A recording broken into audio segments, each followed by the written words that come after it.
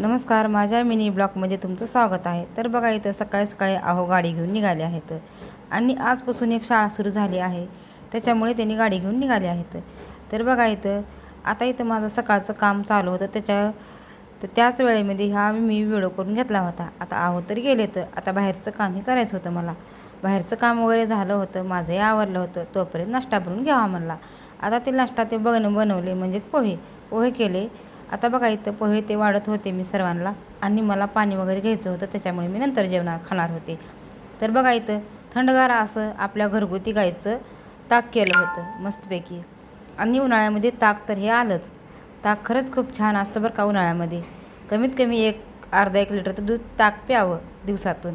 तर बघा इथं थंडगार असं मस्तपैकी मी डेऱ्यामधलं पाणी घेतलं. आता इथं आम्ही नाश्त्याला 4-5 जण होतो, म्हणजे मी, माझे 2 मुलं, आहो आणि सासूबाई. तर बघा असा मस्तपैकी नाश्ता बनवला होता सकाळचा. तर या नाश्ता करायला. बाय.